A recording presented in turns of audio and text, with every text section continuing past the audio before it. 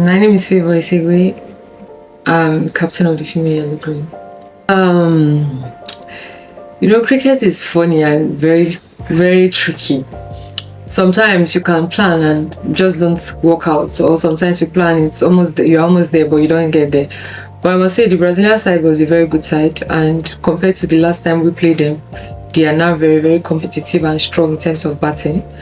And after losing to them twice, we knew that even the games that we lost to them, we made some certain mistakes that could have been avoided and given us the win. But because we could not rectify those mistakes, that mistake cost us those two matches. But going forward, we are very more intentional and strategic about how we intend to take those instances like changing our boundary feeders to take the catches as early as possible during the overs. And also the bowlers were more intentional on the off stump instead of just bowling around the wicket, and which actually worked. The feeders were really in charge and in control. We were all ready to work together regardless of what was happening. And I think that was the game changer for us. It's not just us playing, it was the fact that everyone was involved and everyone knew what was needed and we all executed.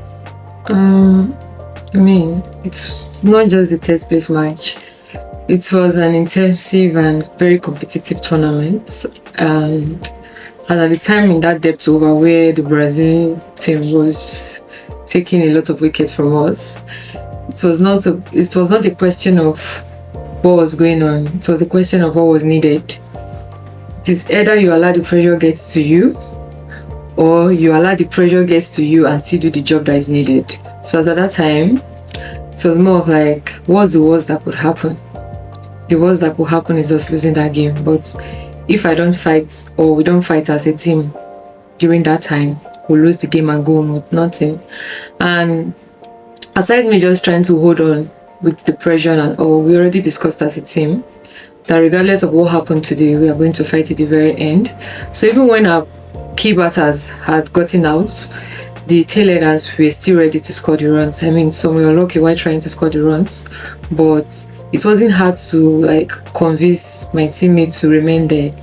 We knew there was going to be pressure, but we didn't allow the pressure restrict us or hold us back. Rather, we allowed the pressure push us and be a motivation to us in taking that game. We have a lot of rising stars. In my team, we say rising stars and shining stars. The shining stars are the senior members in the squad, and the rising stars are those coming up, the likes of Christabel Chukwonye and Adeshola Adekule, which it's really hard to explain their talents except to see it on field. I would say that they've not even gotten to their peak yet. And this particular tournament, we had to talk to them several times. Well, it's not just talking, it's how they listen and took their instructions and actually helped them aid their game. It was not just from my end, from the coaches to other teammates, senior members in the squad. And I must say that they've not even started yet. I said you should watch out for Chukwonye, Christabel. And also there are a lot of rising stars that you're yet to see, so I will be the one to start listing them all for you. I'll ask you to watch out for them because the sky is the starting point. So from this particular win, not just her coming out as the best bowler of the tournament, I know she's going to build on it from me and do better and excel better. More hours to come, not just as a bowler, but as a batter, and also as a fielder, because she's an awesome fielder and a fantastic batter. I was off the playing squad. I won't say I was off the team because I was around. It's just that I wasn't playing on field. But I would say this tournament actually shaped me differently. There are times, what this tournament taught me was there are times in life that positions are not constant and there are changes are meant to happen. And regardless of how that change comes, is what you do with it that matters and what you bring out of it that matters. And it was possible because I had supportive coaches and amazing teammates who were there to back me up along the way, even on the days that it was difficult and on the days that it was hard. But regardless, I would say for me, this particular win motivated me in ways that I can't actually explain, not just as captain, but as a leader, having to be there leading the squad to win our first ever bronze medal in the Kwibuka tournament felt really good. And all this couldn't have been possible without my teammates and my coaches. And I would say I'll build on this from here, not just as a captain, not just as a player, but with my team.